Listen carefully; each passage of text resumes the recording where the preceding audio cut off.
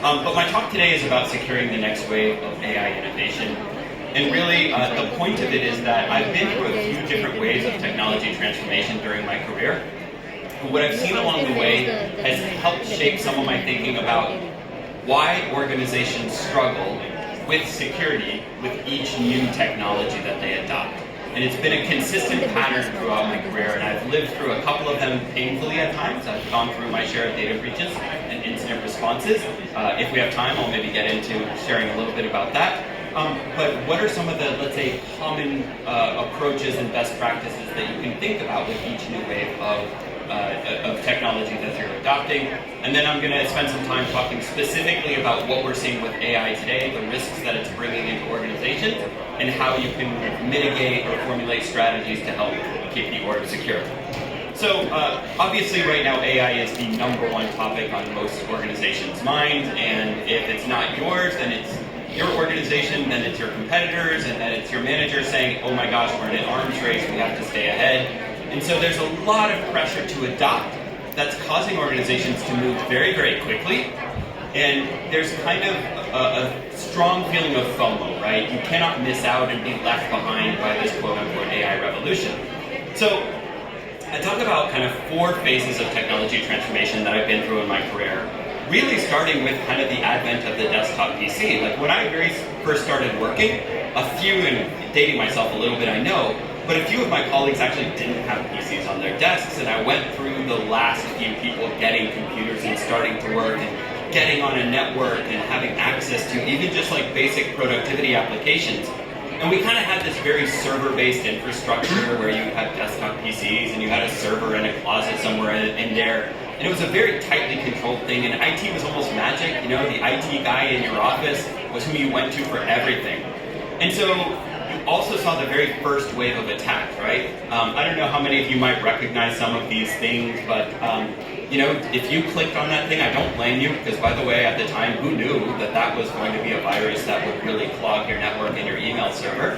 I lived through that like 4 times, because it would break out, and then somebody would come back from vacation and open their email, and they'd click the thing, and it would break out again, and we had to clean up the email servers and so on. But anyway, the point is, it was like a new set of attacks that things that we've been doing in the past didn't really work for, and so we had to buy new tools that addressed those threats. So that was kind of the first establishment of this pattern. Fast forward into the, let's say, mid-2010s, when companies started adopting cloud more and more, we saw a similar type of challenge around new threats, mostly from misconfigurations.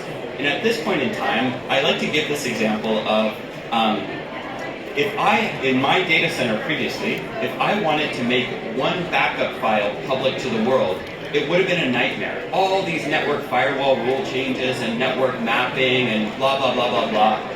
It's like borderline impossible for me to accidentally expose one of my backups.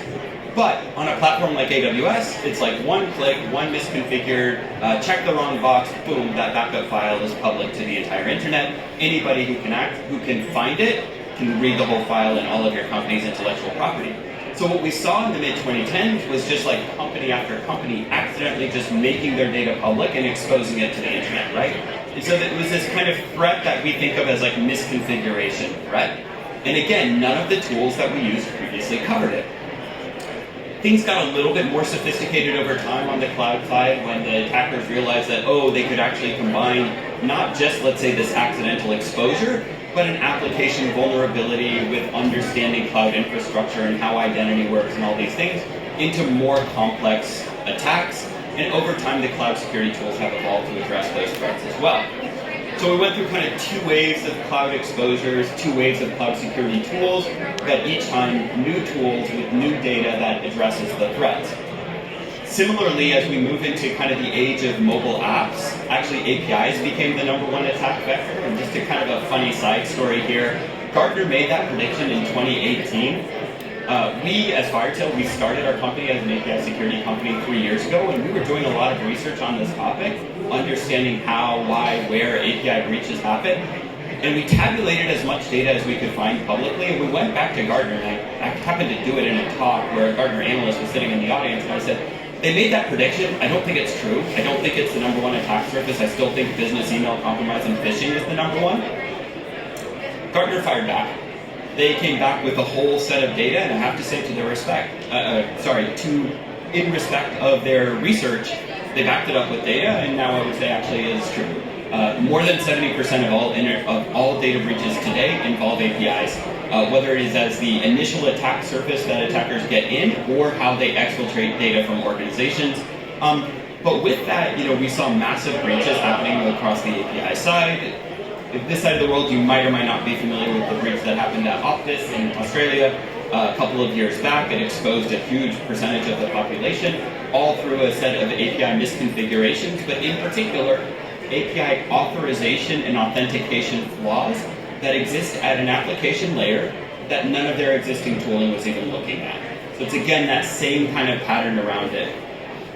What ends up happening over time, as all of these new technologies get put in place and get adopted, eventually the regulators wake up and they realize that certain things are a threat. And so, for instance, in the US, we've just now seen the first wave of regulation around APIs and around making sure that if you're exposing public-facing APIs, you apply proper security controls to them. There was what's called a consent decree, which is basically a regulator telling a company, we will allow you to stay, a company in a regulated industry, we will allow you to stay in business, but you need to tighten up certain cybersecurity controls and strategies around this. So we do see that eventually the regulators get there, but it may take them years. API breaches were happening en masse for about 5-6 years before the first regulatory response came in. And interesting, just to kind of reinforce the point that I'm making about why your existing tools don't cover this, this is a threat model of an API security, of the primary risks around APIs. And if you look at this network diagram, what you'll see here is this is, let's say, from public internet. The gateway proxy is really like the perimeter that you would have thought about in the past, where you apply a firewall and things like that.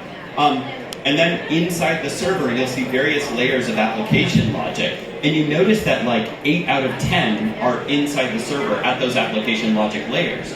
And most organizations, the only line of defense that they would have for their APIs is, again, on that gateway proxy. And at best, that's blocking 20% of the risks around your APIs, right? So this is, again, just to reinforce your existing tooling with each new wave of technology most likely doesn't cover the risks associated to the new technology. So now we're entering the age of AI, and I specifically leave APIs highlighted here. I'll talk about why in just a second, but just to kind of start where we are with AI adoption, Capgemini, a global consulting firm, I'm sure many of you would know the name, they did an internal survey of 2,000 of their customers. And remember, these are their customers, so these are going to be enterprise-class organizations who have the resources to have their own cybersecurity teams. So, self-assessment basis, anonymized, they asked them, be honest, have you experienced security concerns related to your AI adoption? And the response was actually staggering, in my opinion. 97% of those 2,000 were actually, yeah, we've had real security concerns with our AI adoption. And not only that, if you try to quantify the volume of risk that they experience, thankfully, by the way, mostly not breaches and public exposures, but the risks that they identified through that process, these are large-scale risks. The quantification here of 50 million per incident that was estimated from the research is based on a widely accepted stat of roughly $138 per data record.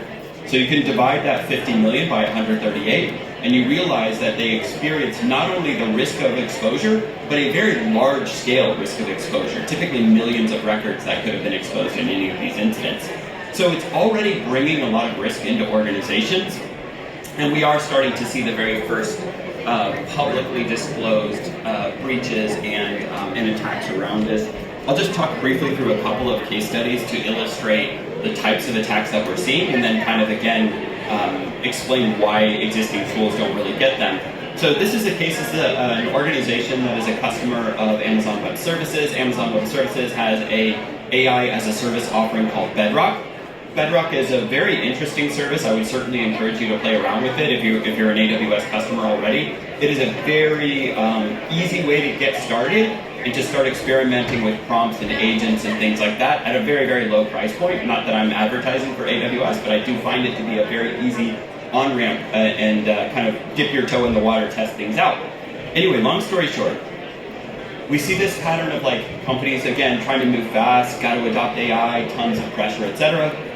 So some organization made a very common mistake, super common mistake. I'm sure nobody in this room has ever done it, myself included. But they hard-coded their keys and credentials into a source code repository.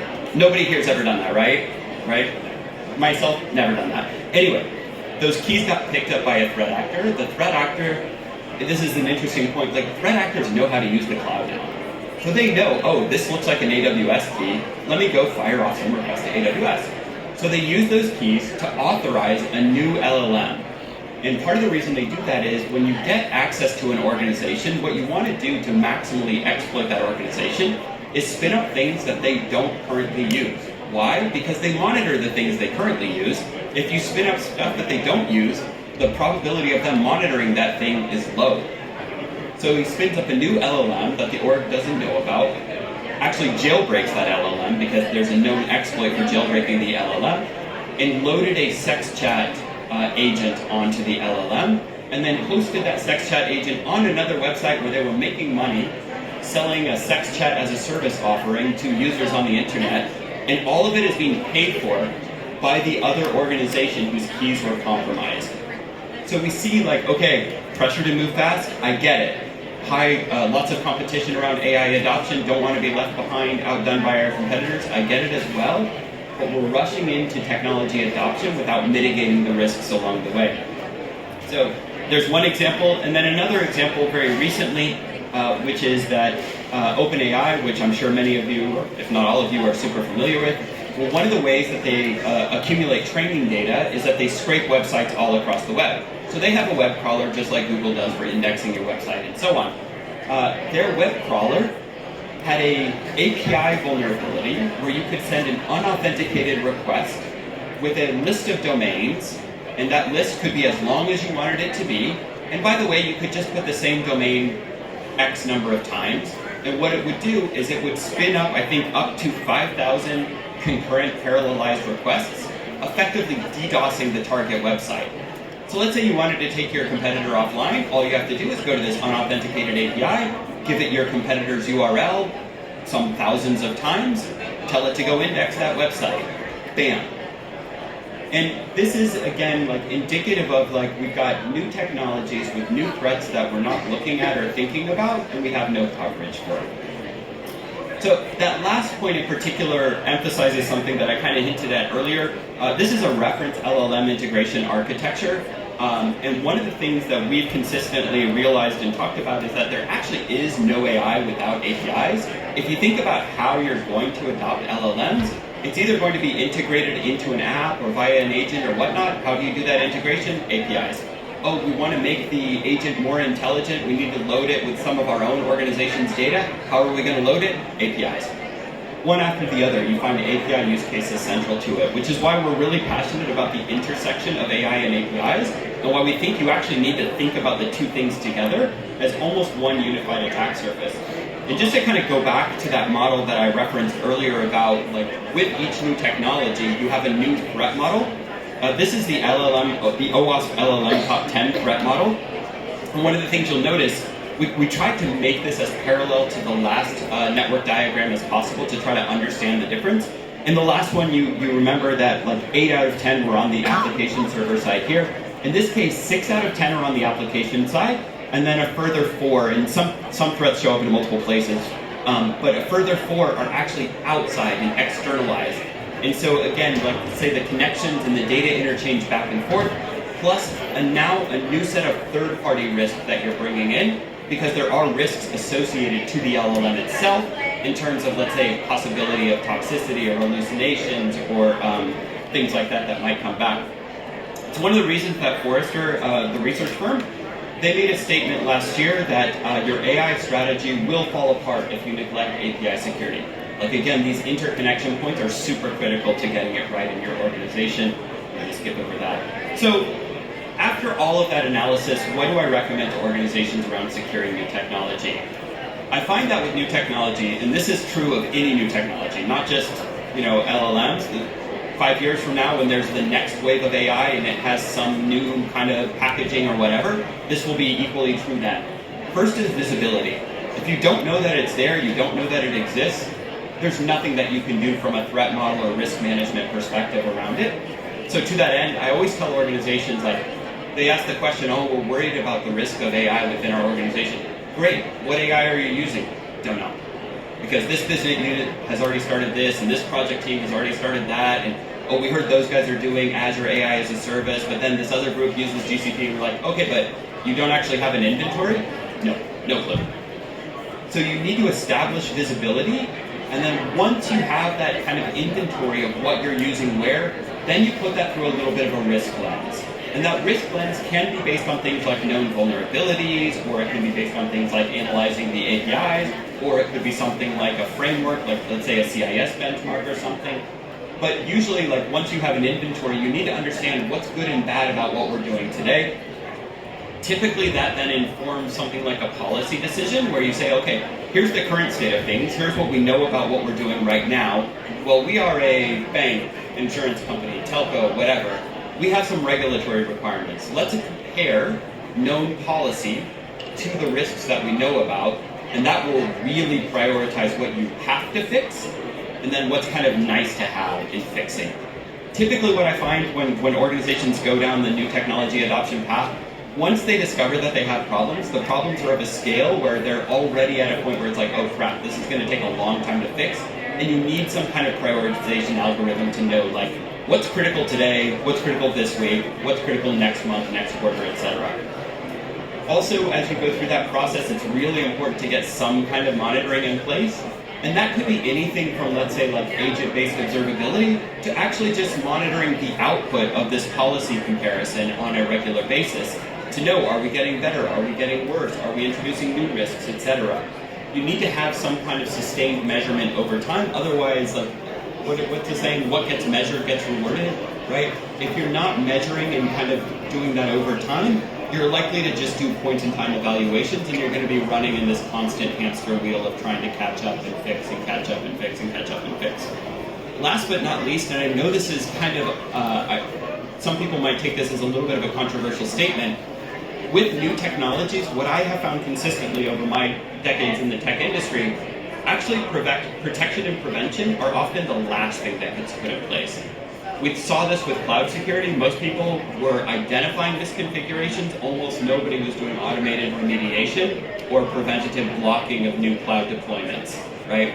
So that kind of, let's say, like protection or proactive prevention of new risks being introduced often is the last step once we have a good idea about what we're doing, where, what risks it has associated to it, etc. So from the AI security standpoint, actually the same thing holds true.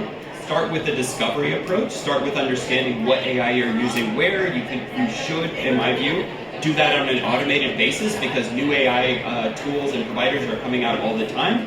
And also within your own organization, new use cases are being implemented. So if you kind of follow that path of discovery that builds visibility, that builds observability, and then look at the kind of risk and policy assessment, that's really key. One thing I did highlight slightly differently from the last slide, and I think this is super relevant, is that actually having an audit trail is really, really important for AI use cases specifically. Because why? Because AI is non-deterministic, and it's one of the most challenging things about it. When you use cloud, it's software defined, great, but software is super predictable. I put in these inputs, I get these outputs. LLMs are a little bit different. I put in these inputs, I may get these outputs, right? There's a little bit of fuzzy logic that you don't know about because it's black box to you. Maybe if you're using MetaLlama or DeepSeek or one of the open source ones, you can try to reverse engineer to understand the reasoning model, but pretty challenging. So having an audit trail that allows you to trace back, okay, we did these things, we got these outputs, crap, the outputs have changed now, but we have an audit trail so we know how the change happened over time, so you can adjust accordingly is pretty important. So just real quick on the last minute or so before we get into Q&A, we are strong proponents of building an AI inventory that goes from code to cloud. We see AI initiatives popping up both on the cloud platforms as well as natively integrated into applications that are being built inside organizations. We think having a nice risk scoring lens is a very good way to start. That could be something like OWASP API Top 10, CIS. Oh, sorry, I have a typo here. It says MITRE ATT&CK when it should say MITRE ATLAS. The MITRE ATLAS framework for AI is what I actually meant there. And then I think one other challenge that we're already seeing around AI, there's approximately 10 popular providers right now, everything from OpenAI to Anthropic to Mistral to MetaLlama, Cohere, blah, blah, blah, blah, blah. Unfortunately, they all produce different log formats. And so if you are thinking about that audit trail or you're thinking about detect and response, it's already a little bit of a pain in the butt to try to kind of standardize that. So one of the things we built at FireTail, a little bit of a shameless plug for us, is actually normalizing the audit trail of all of the different AI providers into one stream so you can perform analysis and detections on top of that. So that's just a little bit about us at the very end to kind of close out on the strategies. Looks like we got 4 minutes for Q&A. This is just a little bit about us as a company. I will put this slide up here while we take questions. If anybody's curious to try it out, no credit card required. This will get you 90-day access to our AI scanners for building visibility, inventory, risk assessment on your AI integrations. We support AWS, Azure, GCP is coming. We support OpenAI, Hugging Face, GitHub, GitLab. I'm happy to take any questions. Just shoot it by hand and I'll repeat the question into the mic for the audience. Yeah, so the question was discovery of AI, how does it work? So 3 parts to it. So first part is code repository integration. So that scanned source code looking for outbound API calls, SDKs, and references to third-party LLMs. They could be internal, they could be external. They manifest as the same in terms of, let's say, like the code blocks and whatnot. So that shows you all the points where your apps are talking to an AI. So that's one piece of the inventory. Another one is on the cloud side. So like I said, we support AWS, Azure, GCP coming soon. That is a simple IAM agentless integration. We issue a set of structured queries to the cloud providers using read-only IAM role to fetch back an inventory of what AI as a service offerings you've turned on. That actually also provides us with an inventory of like, oh, you're not only using Bedrock, but you're using Bedrock with Mistral and Cohere and MetaLlama. And under Mistral, you have these agents and these prompts and so on. So that's one piece, is the cloud piece. And the third piece is also releasing in the next couple of weeks here, is a browser extension. So if you're in an enterprise where you have managed devices or managed browsers, it can push a browser extension in there that will also catch use cases like the user chatting with ChatGPT and uploading company data and so on. So those 3 pieces together are the foundation of the AI discovery and inventory. Yeah. Minute and a half for any last questions. Yeah. Question was about the AI logs. So the AI logs, what it is that like actually every LLM provider, you feed in some question, some query, whatever, right? That could be a prompt, that could be an agent that's sending the prompt on your behalf, what have you. But the LLM will actually generate a log file of that transaction. So let's say I tell an LLM, hey, please summarize this spreadsheet for me, right? So that's my prompt, and then maybe I'm uploading a spreadsheet or a CSV file or whatnot. My prompt plus that file are the input that goes into the LLM. Whatever comes out is the output. And one consistency is that all of the LLMs will produce a log file that includes input and output. What's difficult about them is the structure of the file is very slightly different. Some are JSON, some are YAML, some are kind of plain text or kind of delineated text. And so then, if you're trying to monitor across an organization that's using multiple LLMs, you have to accommodate for all these different file formats in order to analyze what's gone on. And the volumes can be quite high, right? Because there might be thousands of calls going at any point in time. And if you want to detect things like, let's say you want to be notified if particular types of PII are being used in LLM interactions, like are we sending, let's say, national IDs, are we sending bank account numbers, any of that, you may want to detect that.